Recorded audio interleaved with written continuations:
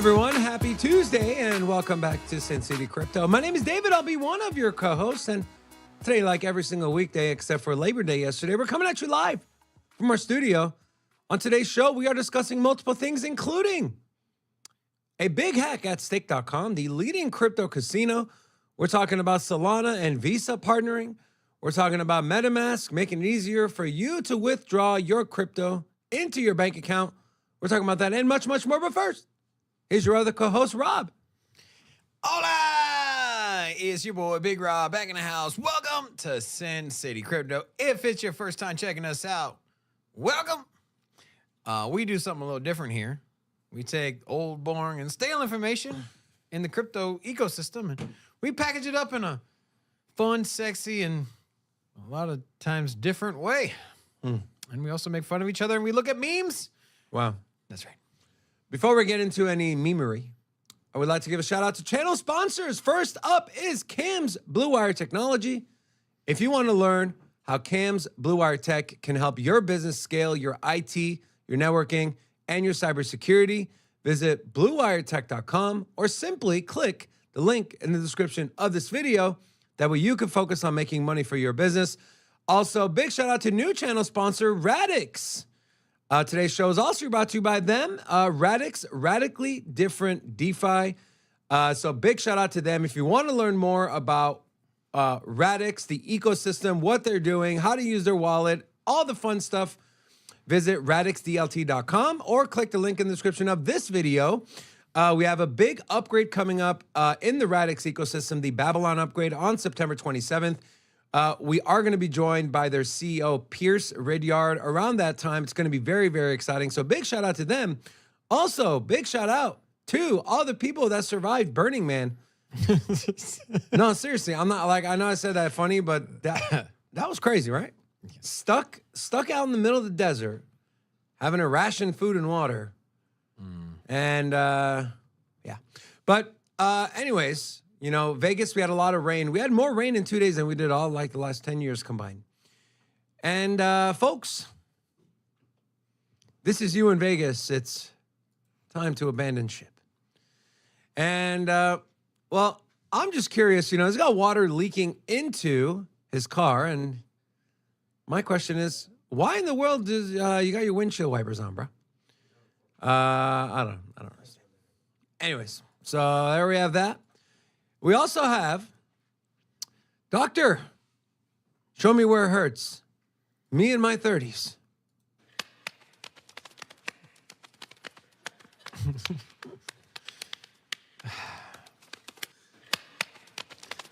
Yeah. Is there a live audience watching that? It looks like it, yeah. Is there any situation, would you watch this? If this was like a Vegas show, right? This was my grandpa, yes. If it's a Vegas I would support show, my grandpa. it was a, you know, it was at, say, the Venetian, and you could go buy tickets. Would you? What if you were gifted tickets? Would you go? No. I feel like you would, though. I can definitely see David on the club moves. Something you can Oh, your mic is off, Rocco. Sorry. Yeah. Yeah. Oh, it's off on the mixer board. Yeah. Rocco was pretty much saying that he loves me more than Robin. So, yeah, and yeah, it's okay, Rocco. You don't have to clarify. I did it. It's okay. You're good, bro. Yeah, you keep doing that. All right, Robin, I'd like to show you this. What do you see immediately here? What stands out in this picture? I know what it is. They rolled it up with a bag from McDonald's. Huh? We getting high as F, bruh? He said, dude, is that a McDonald's bag? You smoking a damn McDoobie. McDoobie. And as I was finding that, this was literally me. Your poop watching you scroll through memes for 30 minutes. Flush me. Get me out of here. Bro, if you're sitting on the toilet with that guy floating around and you flush it down, man. Flush it down. And yeah. I feel like a lot of people's lives are so miserable that their one escape is to sit in the bathroom away from everybody else, right? They're just like, hey, My wife hates me. My kids also hate me. And life sucks. I'm just going to sit in the bathroom and hang out here on my phone. Like, how miserable would that be? I don't know. I'm in and out of the bathroom in 2 to 4 minutes. Yeah. But. Now, Robin, I would like to ask you this question, my friend. How do you pronounce? So you know who this is. This one right here. You know who this is, Robin? He's the Secretary of Transportation. But do you know how to pronounce his last name? You want to take a Buttigieg? Buttigieg. Okay. Well, it's one thing that you mispronounced it because you don't really know the guy. It's one thing that the man who put you in that position. Well, let's hear how President Joe Biden pronounces his own Secretary of Transportation's name. Thank you, Secretary Buttigieg. Booty juice. Thank you, Secretary Buttigieg. Booty juice, huh? Are we going to miss Biden when he's gone? No. Yeah. You The know, memes what, are fun, the The memes are fun, good. but I'd rather the country be headed in a better direction, especially when it comes to cryptocurrency. And we also have this family torn between placing grandpa in hospice or having him run for Senate. Man, when are we going to get some age limits, bro? For real, man. We got Dianne Feinstein and Mitch McConnell, one Democrat, one Republican. So this is not political. What is that like crypt keeper looking lady that's in the wheelchair? Dianne Feinstein. Oh, that's Yeah. her. Okay. Yeah.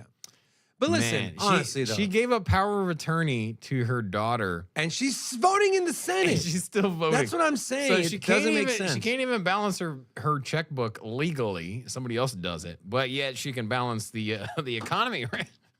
Woo! It's terrible. And which leads me to the last thing here. Nike's motto is just do it. My motto, guys, is I just can't. And so yeah. Before I move on, Rob, how was your Yeah, Labor? it looks like Morpheus from the Matrix, but in the other Matrix. How was your Labor Day, Robin? What'd you end up doing? I hung out. I thought about maybe playing a little pool. Because Pool? everyone was going to the pool. Pocket pool or No. Regular pool. Have you ever seen a human pool? human pool? Yeah. Wow, excited to see what that is. Yeah. Are you pulling up a picture here? Yeah, sure. Rocco, we got human pool available on the Duggan. Yes. I don't know. He's clicking. Oh, there we all go. right. So you What got the what is you this? got the cue ball. You got the full rack down there, and then It's pretty funny. I like this one. What the hell is this, bro? It's super funny. I think it's What fantastic. Where do you find this? dink. And it's in. There we go. Fucking perfect, baby. The dumbest thing I've ever seen. That's beautiful. Of course you find that funny. Is that what you guys play in Italy, Rocco? Thank you, Rocco. Exactly. Womp, womp, Next. womp. Next. Now, on to some actual news, guys. We have this tweet from the Bitcoin Mindset. It says the foresight of Thomas Jefferson, who was one of our first presidents. I believe that banking institutions are more dangerous to our liberties than standing armies, Jefferson wrote. The American people ever allow private banks to control the issue of their currency, first by inflation, then by deflation. The banks and corporations that will grow up around these banks will deprive the people of all property until their children wake up homeless on the continent their fathers conquered. And, we see stuff like this all the time. And, people always say, well, what if this person was alive now and, Bitcoin's here? What would they say? But at the end of the day, guys, fiat currency, it's on a short leash, right? At some point, that entire system is going to collapse, not just here in the U.S., but I think all around the world, as people's wealth continues to get stolen from them, stolen from you, stolen from me. I mean, we are losing purchasing power of our dollar 3 to 5% every single year. That is theft. And that is what the government wants. They want inflation. They want 2% inflation. They want you to get debt. They want you to borrow money, you know? They want you to spend more money than you earn because that's what they do. And so, guys, one of the only ways for us to exit the system, we have been given an opportunity. We have been given, are we live? Yeah, okay. We've been given an opportunity. We've been given a second chance, and that second chance has come and joined us in the form of Bitcoin and cryptocurrency. So let's take it serious. I love you. All right, here we go. This is something interesting. It's from CoinGraph News, at CoinGraph News. That is their Twitter or X handle. Analysis, crypto startups saw a sharp decline in August with venture funding dropping below $500 million, the lowest in over 2 years. This is per the Block Research data. You can see here at the height of this was January of 2022, where we saw $5.4 billion from VC money flowing into our space. Rob, does this chart worry you? The lowest, when we talk about crypto startups and venture funding, the lowest we've had since January of 2021. It makes sense, right? The money printer stopped. I know it makes sense, but does it worry you? No, I think you get natural flows of money. And so as money gets printed, it has to go somewhere. And this, we knew it was coming, right? Interest rates go up, you can't borrow money. What do you think venture capital is doing? Venture capital is literally saying they're literally going to the government or going to the banks, which essentially are borrowing from the government. So it's just a chain of command there. They go to the banks, they say, hey, we want a crap ton of money to invest in small projects. And so they go and they do that, and that money dried up, right? You know, a lot of people, so there's some in the camp that say, hey, VC money is good. You know, it has helped certain startups, you know, be able to launch their product, their token, their utility. And without the VC funding, without money from outside sources, they probably would have never been able to launch. You have other projects like Uniswap, who just a year and a half ago, they raised $160 million from VCs. And who knows if that money wasn't available, would Uniswap still be around? And so I know everyone, they hear the word VC, they think manipulation, they think Sam Bankman-Fried, they think Alameda Research. But guys, at the end of the day, I'm sure and at some point we have borrowed money, whether that is to pay bills, whether that is to launch a business. We haven't borrowed money to launch our business, but you know, there might be a point in time where we're looking to expand or do something and we're going to need to raise a little bit of capital. All I'm saying is, yes, VCs and the traditional financial players, they manipulate markets. That happens anyway. That happens in traditional markets, and that's currently happening in Bitcoin. So whether you're net negative or net positive outlook on VCs, just understand that some of the money that they brought into the system, some projects that you use today probably would not be around without them. Do you kind of share that same sentiment, Robin, or are you completely against VCs and think they're all bad? And if you can't, you know, float on your own and you need money to stay alive, then you don't deserve to be in the space? This country, and especially new tech, it's all built off of venture capital, right? There's really not. Here's the thing: when it comes to technology, especially emerging technology, it's all based on technology that involves computers and networking. And these are, first of all, the people that you have to employ are some of the highest paid salaries in the world, right? And then on top of that, you also have the equipment, startups, computers. So I don't know. I mean, that's what venture capital is not investing. I mean, I know they are, but the majority of venture capital, they're speculating on emerging markets, right? That's the bread and butter for venture capital. Venture capital isn't taking out giant loans of billions of dollars, cumulatively investing in a plumbing company. Not to say that there isn't any investing coming from venture capital into traditional American-made businesses, but these guys they're going for the long play, right? And so, yeah. What do you say to people like Robert Vermouth in the chat that said, F crypto VCs, let them find another way instead of dumping on retail? It's like you can't have both, right? You can't have investment in our space and allow these companies to grow and bring new products into the space without them dumping on retail, right? If you're an investor and your main priority is to make money and I lend you money and you give me your tokens, I got to get my money.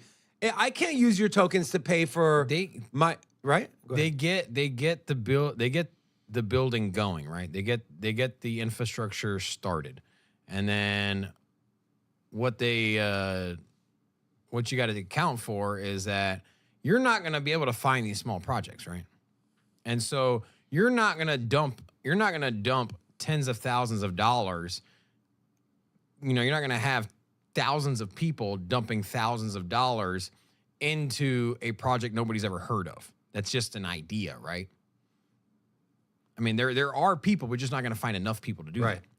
And for that reason, you're going to need people to come in with money. And it's no different than a small business, right? If you're like, hey, there's the next Uber is out here, but it hasn't even been designed. It's not functional. Nobody knows what it is. You don't even know the name. You just got a guy in a suit telling you about it. Like, hey, look, I'm going to make this app. It's going to do X, Y, and Z. Here's my team. Here's my history. Here's how I'm going to get it done. You would never even be able to get the exposure to it, right? You wouldn't be able to, because first of all, you don't have the marketing. Because if you wanted to get thousands of people to invest thousands of dollars, you would have to market it, which means you'd have to come up with money for marketing. And so at the end of the day, the way this has always worked is that you go to a handful of venture capital companies. You say, hey, this is my pedigree. This is what we're doing. This is our roadmap. We'd like some money to get this off the ground. And then they get it started. And the next thing you know, it starts catching momentum. And then early investors see it, but it got past the initial startup phase. And so that's just how business operates. That's how crypto businesses operate. That's how traditional businesses operate. You got to raise capital. And usually you go to the one guy that has a bunch of money sitting on the side to invest, venture capital, and that's how you get it started. So, yeah. But they're the ones that take on the most risk as well, because you got to think for every project that they hit a home run on, they lost on 10 of them. If you look at, Mark Cuban did an interview, and like him or hate him, he talked about he is net negative. All his Shark Tank investments, he's net negative. He's lost money. And he's had a few big winners in there, but you guys got to understand, there's risk involved in investing in startups, and you can't expect these companies who are taking that risk to not realize some of those gains when the time is there. And so it's a give and take. A space as early as we are, we need more liquidity, and I'm sorry, guys, that's part of it. You want the next Uniswap, you want the next Solana, you want the next Ethereum. It might not be possible without capital injection. That's all I'll say. All right, guys, let's move on to what can we expect upcoming in the crypto market. So this is compliments of coinmarketcal.com, which is the coin market calendar. Here we go. Let's take a look. We have Stacks is doing a town hall that is happening tomorrow on September 6th. We have Render is getting listed on BitBank tomorrow. Not very familiar with BitBank, but hey, it's a SEX listing, which is good. SEX Central Exchange. Filecoin Roundup, not sure what this is. London Meetup, if you are in London in 2 days and you are a fan of Hedera Hashgraph, they are doing a meetup. They'll be joined by the governing councils. That is happening 5 to 7 BST. No idea what standard time that is, but there you go. Trust Wallet is having a meetup in South Korea. And yeah, we have Formula E Spaces for Flow. Man, Flow. I was pretty bullish on Flow. Haven't really heard much about it. Things at 45 cents. Had an all-time high over $40. Good tokenomics, Dapper Labs, CryptoKitties, but NFT markets are just dead. Is this a project, Rob, that you would take a flyer on? Nah. No? Too much risk? Yeah.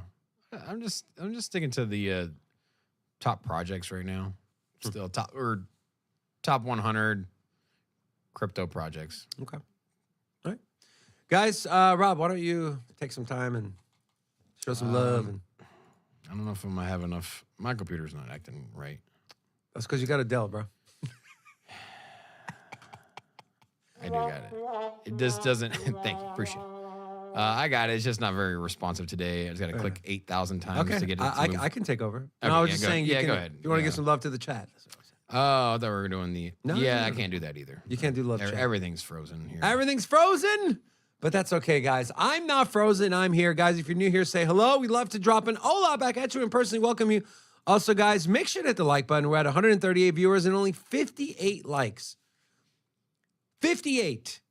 137. Hey, what y'all doing? Waiting for them to like the video. Oh, okay. All right. We'll move on. It's fine. I'll let it slide this time. Before we get into the markets, today's market update is brought to you by channel sponsor iTrust Capital. We just released a video on iTrust, a full review on the company, on what they're doing, the markets that are available for you to invest in. Go watch that video after today's live show. But they are the #1 self-directed IRA company in our space. And so if you want to enjoy some of your gains tax-free in retirement as Robin clicks away at his laptop, make sure to click our link and use that as you receive a free $100 once you fund your account. Robin, it's okay. Let it go, brother. Let it go. All right. Let's take a look. Where is Bitcoin? Not where is Waldo, but where is Bitcoin? Here it is. I found it. And it's under 26K. 25,699, down 0.75 percentage point over the last 24 hours, down 8% over the last 7 days. We have the total crypto market cap at $1.04 trillion. Volume extremely low at 25 billion. Bitcoin dominance a smidge over 48%. ETH dominance almost to that 19%, and ETH gas 27 Gwei to send an ETH transaction. Rob, 25.7, right? 25.7. I have this Bitcoin chart here. Here's the thing. We're seeing consolidation at this volume spike we see here, right between 25.56 and 26.2, okay? Now, if we lose this support, we have pretty much a gap. I mean, you can see here, we pretty much have a large gap all the way down until we hit about 25K flat, which we saw on the daily. We wicked down here back in June 14th, June 15th. We saw price react violently to that support level and move back up, even closing well above that lower wick on the 15th of June. Also to note, 25K is a big psychological number as well. What's your outlook on Bitcoin, Robin? If we do you think 25K is strong enough psychologically? And, I don't know if you want to speak on it from a technical standpoint, but from a psychological standpoint, is it 25K fine, or hey, 25K, we're getting 20K? What do you think people are going to think? How do you see this price action playing out for Bitcoin? 25K until March or May. That's right. What? No? Just saying, man. No. And what are you laughing at? I'm just thinking like. Sorry, go ahead. Yeah, so I just think we're. You really think it's gonna be 25K for almost a year? No, I'm just. You're trying to be funny, right? I'm trying to. I'm being funny, yes, but Okay, at the same time, I do think we're gonna be at 25K for a long time.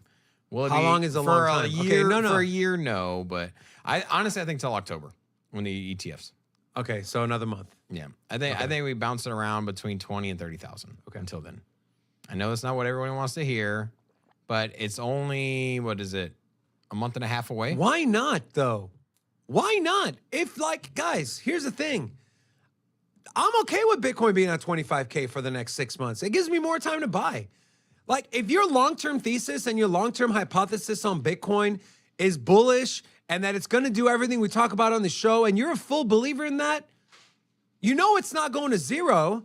I had my buddy over last night. We were hanging out, smoking cigars. We were celebrating my son's birthday. And he was like, hey, look at this. Hey, this video, man. This guy talks about 8 to 10K Bitcoin. What are your thoughts? I'm like, dude, if Bitcoin gets to 8 to 10K, I will sell my car. I will sell my car. And so for me, my outlook on Bitcoin has not changed. Unless something on the base layer, the protocol layer of Bitcoin changes, If the miners vote on something BS, if the network gets hacked, a 51% attack, then sure, I'll reevaluate. But none of that has happened. And I could give a shit less if the price goes down to 4K, 5K, 6K, because unless something major like that happens, for me, my outlook on Bitcoin does not change because the price moves. So Bitcoin hangs out at 25K for the next 6 months. I don't care. I'm actually happy. It gives me more time to accumulate. I'm in the camp that this very well might be the very last Bitcoin cycle we see Bitcoin drop 70, 80%. That's my thesis. I don't know if you guys agree with it or not, but that's Okay, how I'm approaching it. Do you think next bull market Bitcoin crosses 100,000? Hell yes. And you don't think it's going to pull back? You think My it's gonna, minimum, so you think it, no, you no, think it's it definitely goes going to pull back. I just don't know. so it's going to pull back 70, 80%. I don't think it's. I don't know. I don't think so. So you don't think okay, so what do you think realistically price target for the top of Bitcoin next cycle? My minimum is 150,000. So you think it's going to get to 150,000 and that it won't pull back to 100,000? It's going to. If you're going to, the thing is that you can look at the regular markets, the S&P 500, whatever it is. If you move up extremely fast, you're always going to pull back and retrace. And then what's going to happen is CNN and MSNBC and all those channels are going to do what they normally do, and they're going to say it's down 80% from its all-time highs. What's wrong with Bitcoin? Like, well, it's still freaking 4 times higher than it was 4 years earlier. I just think there's going to be so much liquidity in. It doesn't matter. The rewards, the sell pressure from the miners. I think, and as the Bitcoin market matures, I think you'll see less volatility. If we got to 90,000 was the top next bull cycle, then I would agree with you. But I think that people are gonna pile into crypto. They're going to create a buyer's market where people just keep buying. They see new all-time high. They see new all-time high. You're going to create the FOMO. People are going to get in. Then all of a sudden, it's going to be overbought. And then people are going to short the market, and people are going to freak out and sell. Now, the only way it doesn't pull back 70% is if you have long, sustained growth. And I just don't see that happening because people see the price of Bitcoin and they freak out and they don't want to get left behind. And so, yeah. I'm approaching this as this might be the last opportunity I get to get Bitcoin at cheap. And so, speaking of cheap but not being cheap, that is Dixie Flatline, who gifted 5 Sin City memberships. So big shout out to you, DXFL. Not sure where that came from, but thank you so much to all of you that support the channel. Do We got some appreciate new you people guys. here. We got Griff River, Captain 23, Flip a Flank, and then, Flip a flank. or Flip a Frank. And then we also got Leroy Issel and Unforgettable 304. Black Mamba. To all of you. Hola! Welcome to Hold on, Sin bro. City Crypto. You're just gonna scroll right over my boy Black Mamba? He's been here before. I don't care. So has Leroy. Don't disrespect the Black Mamba like that again. You understand? Is this Kobe my? Bryant. Isn't it my duty, responsibility, Kobe or Bryant is a segment goat, but to don't read names? disrespect the Black Mamba. Okay, he's the goat. Thank you. Rest in peace, Black Mamba. Now, I do want to talk about the crypto bubbles. What is up? What is down? Over the day, we see a lot of green. Stacks is up 4.7%. Neo, Solana, KuCoin token, and Thorchain, those are all up along with DYDX. Some of the biggest losers we have Rollabit, Toncoin, which is the Telegram coin, which is the open network. Mint, what is this one? Mantle. You know anything about Mantle, Robin? Nope. I know nothing about Mantle. And then FTT token, somehow, by the grace of God, is still in the top 100. I do want to talk a little bit about traditional markets. We can see over the last day, the 11 sectors of the economy, energy is in the green, as is technology. Everything else is in the red.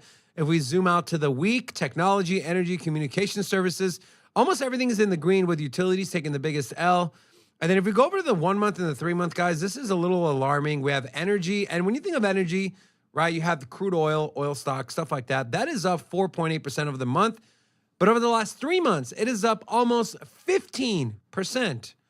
We know gas is getting more expensive. I just filled up at $4.60 a gallon. About here in Las Vegas, about maybe I would say a couple weeks ago, we were closer to that $4.10. So Gas is going up. Crude oil is going up. Saudi Arabia and OPEC have come out and said they're going to continue cutting 1 million barrels of oil production a day for the foreseeable future. We also have this working against us. The Dixie, the strength of the dollar, that is breaking out as well. We can see it's kind of been trending down, but here's the scenario that all the analysts are looking at. We have been making lower highs, so we've been in this downtrend, right? We've been in this downtrend. If we and we've flipped this downtrend as support. And a lot of people were hoping, hey, we come back down, this doesn't hold, we break back below. But we might be in for a reversal, guys. We might be in for a reversal, which we know is not good for risk on assets, and that includes Bitcoin.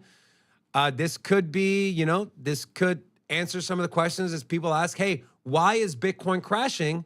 Well, the dollar's getting stronger. So what are your thoughts on that, Rob? Is this something you're worried about, you're going to be paying more attention to? I mean, there's been a pretty good correlation, so one of the factors, but I haven't really been looking to make any big moves. I've just been DCAing. And so I know for the traders, this is a pretty good indicator, but I don't know. I think when that reverses, what do you think happens? When the Dixie reverses and it starts going down? Yeah. Oh, it's always happened. Bitcoin will pump. Yeah, you think so? Yeah. I mean, historically speaking, yeah. History So doesn't the always trend will repeat, but it continue? rhymes. Yeah. Yeah. But I don't know. It's a tough one.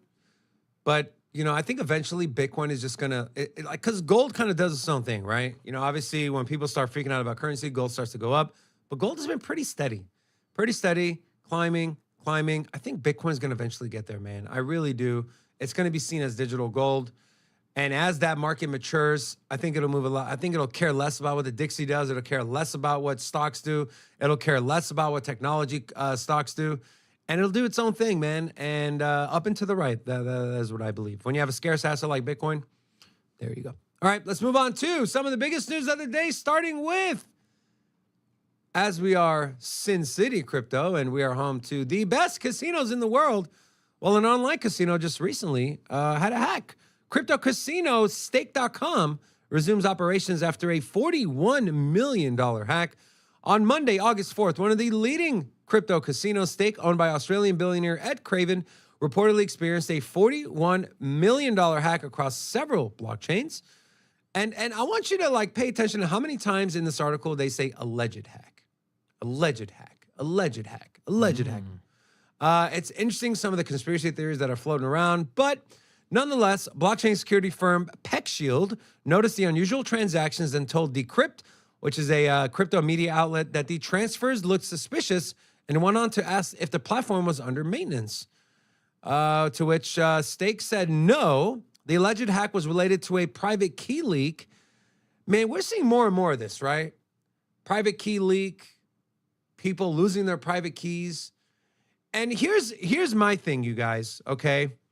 When we talk about custodying your own crypto, all right? You should custody your own crypto. Screw the centralized exchanges. Screw the custodians. Screw the banks. You have multi-million, sometimes multi-billion-dollar companies who themselves have a hard time. Keeping track of their private keys or properly securing them. And you want the average citizen who's got the attention span of 15 seconds of a 5-year-old toddler who barely knows how to invest for me to sit him down and explain to them, write these seed phrases down. Now store them here. Now put one copy here, put one copy there. If you forget it, no, it's not practical. So if you have an option for these people to be able to have someone else custody their cryptocurrency and offer some sort of insurance, of course they're going to take it. Of course they are. It is what it is. To people like you watching, don't put yourself in the same bucket as those people. You are different. You understand. You take the time to learn. That is why you're watching this show right now, in the depths of a bear market. So that is what I don't get. The people that are constantly shitting on, no, like banks are here. No, that's not what we want. You self-custody. I get it. That is the best way to do it, but not everyone. I mean, I don't agree that it is the best way to do it. Self-custody? Okay, let me ask you something. If you have cash, you have $10 million, what is the best way to keep your cash at your house, in a shed, and underground, in a suitcase? It's the same premise, right? No, banks can't touch it. The government can't seize But it. that goes against if you buy a piece of land in Montana, you build a bunker and you put it inside a duffel bag. You don't tell anybody where it is, and you put it inside the bunker in a forest that you bought land on, and nobody can find it. Is that not equivalent to using a seed phrase? Now, you can argue that might be the safest way to not get your funds seized or That is stolen. the point, though. That is the point of why people Bitcoin and crypto. But what I'm saying is that no, that is not the only point. That is a major point. It is one. There's a it is reason, one- Robin. okay. Robin, there's a reason when Canada, when the truckers were people were donating and their accounts were seized, what did people go to? They went to Bitcoin. I understand that, but Bitcoin white paper is a peer-to-peer payment network. That's We're what way it's- beyond that. No, but what I'm saying is that at its core, it's to remove the monetary system from the government and put it into a private sector. And so instead of me having to transact and spend and to use the fiat currency of a nation, that eventually will do it through a private network. And you can say the same thing when it comes to, like, we're going to talk about Visa. And now it doesn't matter if all of the settlement and all the transactions are going through a private network. Isn't that essentially still a peer-to-peer payment network? Isn't that the idea of the white paper, is to transact without the federal government? Now, the instrument might be measured in dollars, which is assigned, which is a numerical value that is tied to the dollar that the U.S. government prints. But at the end of the day, if I'm paying for a value in dollars, but I'm paying in, say, Bitcoin or a stable coin, then I'm not actually using their currency, right? Now, it might be backed, a stable coin might be backed by treasury bonds, and they might be holding cash on the back end. So it represents a dollar, but it's still not a dollar. And so what I'm saying is that we live in this echo chamber. It's the same thing with the HODL mentality. It's like the only reason that I feel like, and I truly believe, the only reason that everybody echoes this, you must HODL. You could never sell. HODL, HODL, like buy, never sell. It's stupid. It's idiotic. The only reason that everybody echoes is because every other content creator says the same thing. And it's just this mantra. You go on Twitter, and essentially, I truly believe that this is a marketing campaign drawn up by venture capital and by big business that doesn't want the order books to crash. And so they want to provide exit liquidity for early investors. So they say, come in, buy, don't sell. That way, venture capital can exit out and take profits. I disagree. I think that notion came from people rallying around what crypto really stands for. There's and truth saying, to it. HODL your, and I'm not agreeing that you should never sell anything.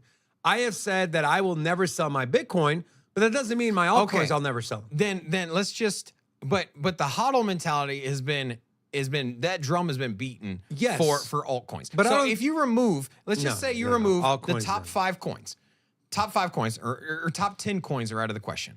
Now, would you ever tell somebody, yo, just buy and never sell No. in anything No. outside the top? No. So that's what I'm saying. So that mentality, which I think has been marketed by individuals that are looking for exit liquidity, or that are looking to get short-term price gains or even medium-term price gains, and they know that if people sell, they're not going to have a chance to exit if need be. And so they've created this marketing strategy of HODL. And I think I think a lot of the same thing is echoed here when it comes to seed phrase. Like, don't trust anybody, custody your own stuff, And there is truth to it and there's value to it. But here's the thing. If you're a company and you're in charge of managing thousands of people's money, there's billions of dollars of capital sloshing around, and all of it is stored, and all of this is at one vulnerability point, a seed phrase, that you keep internally, and you have your own little checks and balances, but you have thousands of people working there, then it's just not a smart move. Like, it would be no different than to say, hey, I'm going to run a multi-million-dollar company, but I'm not going to use a bank. I'm going to keep all of the cash that our customers are using. I'm going to keep it downstairs in the basement. But we got all kinds of locks and extra security guards down there. And we have like a lot of little lasers that you can't get by. Like you can sit here and tout it as much as you want. But at the end of the day, it's probably just a better idea to offload that risk to a company that just simply does it 100% top to bottom. The same thing. They lose their private keys. I understand there's always going to be a point of risk. But if you give it to a company that does that full time, if you give it to Coinbase Vault, and their only company, the company's designed for one purpose, to keep a seed phrase. And I know there's examples of companies that have went under, but over time, these companies are going to become more and more dominant. So as Coinbase Vault, for their institutional clients, as they have zero breaches. Prime. Was it Prime? Yeah. So as they have zero hacks, they have zero vulnerabilities. As time goes on, let's just say they make it 50 years, they don't lose a single seed phrase. 50 years. At that point, you can sit here and say, okay, this company has built their reputation on this, and they've made it 50 years now without losing a single seed phrase. It's no different than a bank, right? You can say, hey, Bank of America hasn't lost anybody's institutional money for 100 years, and if you've banked with them as an institution, your money hasn't disappeared. And so after 300 years, or however long Bank of America has been operating, probably 100 plus years, you can feel confident as a company, hey, we can keep our money there instead of in a basement with a bunch of extra security guards. And at some point, institutions are going to have to do the same thing. You're going to say, hey, let me not keep every person's user account's funds inside of a seed phrase wallet that we have assured you is in a safe spot. And at some point, you're going to find a company that is more reliable. Is there any company that can internally custody a seed phrase better than Coinbase Prime? I don't know the answer to that question. I'm just saying, but if you don't know, because I'm just saying that I'm sure that any company that I can think of, or any blockchain out there, or any crypto company, I feel more confident that if I stepped into a leadership role as a CEO and we were keeping seed phrases in-house, I would be like, you know what? There's vulnerability here. I'd rather offload it to another company, even if it costs us a lot of money. I'd rather do it with the gold standard. I'd rather offload all that risk to somebody else instead of keeping the private keys internally. Look, for me, it comes down to why are you holding Bitcoin? If you're holding Bitcoin to escape the financial system and oversight and have privacy back in your hands and fighting against the CBDC, then you don't want to have someone else custody. Then because that defeats the whole purpose. If your only purpose of Bitcoin is to speculate on price, buy and sell, sure. If a company offers custody and offers insurance if something happens, then yeah, go ahead, man, do it.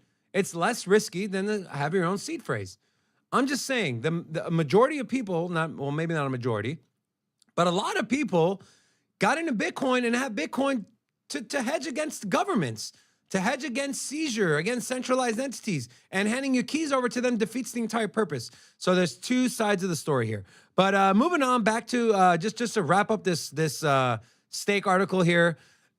They first lost approximately 15.7 million in ETH, Tether, USDC, and DAI. Then later, Zach XBT, who's an investigator on crypto, reported that 25.6 million was lost from the Polygon and Binance Smart Chain networks. I do want to note that they are back up and operational. According to the platform, all services have resumed. Deposits and withdrawals are processing instantly for all currencies. We apologize for any inconvenience. Guys, just be careful. Understand that when you have your coins on an exchange or on something like stake.com, they're always at risk. Now, Stake has said, hey, no one's funds are at risk. This is, I believe, a multi-billion-dollar company. And so, either way, they might have safeguards in place, but just be careful. Let's move on to some of the biggest news here. This was pretty cool. Visa taps Solana and USDC stablecoin to boost cross-border payments. This is sourced from CoinDesk.com. Visa is diving deeper into crypto to boost the speed of cross-border payment transactions. They have expanded its stablecoin settlement capabilities with Circle's USDC to the Solana blockchain designed to offer high-speed performance, Visa said in a statement on Tuesday. We continue scrolling down here. Visa said it's one of the first major financial institutions to use the Solana network at scale for settlements. Visa also started pilot programs with merchant acquirers WorldPay and Nuvei, which process debit and credit card payments for businesses globally. Their clients may now choose USDC stablecoin settlement instead of receiving fiat. This is a quote from Visa, their head of crypto, Coy Sheffield. By leveraging stablecoins like USDC and global blockchain networks like Solana and Ethereum, we're helping to improve the speed of cross-border settlement and providing a modern option for our clients to easily send or receive funds from Visa's treasury.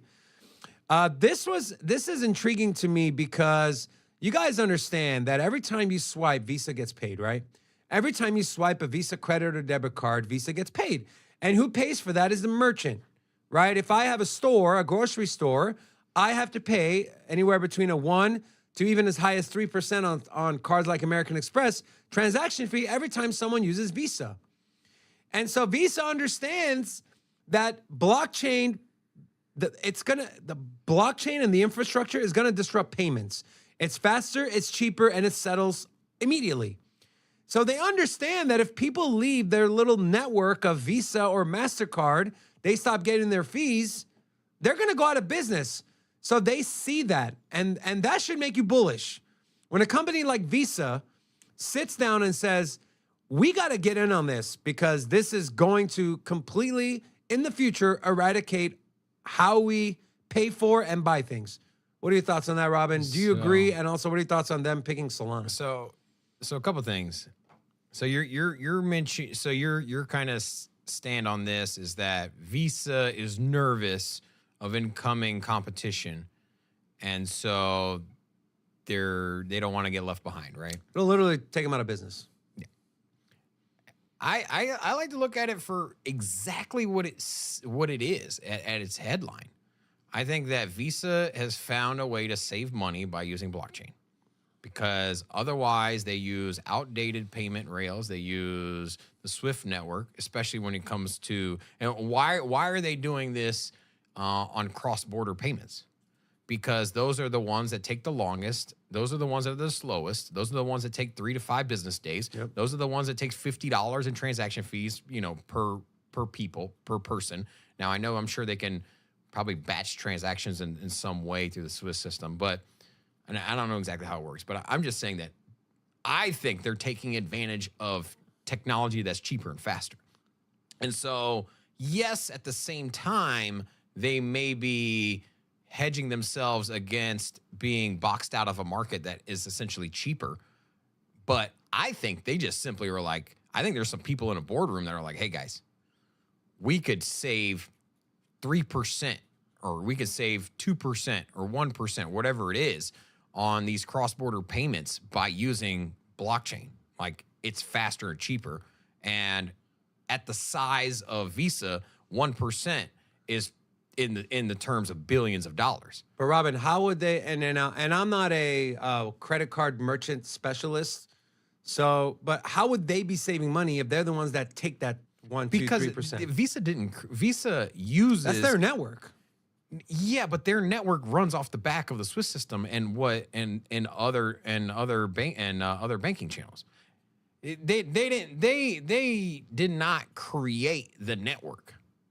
They just offer a network that's built on something else. What are your thoughts on them picking Solana?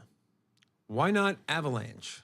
Why not Cardano? I feel like Cardano never gets these kind of like partnerships, integrations.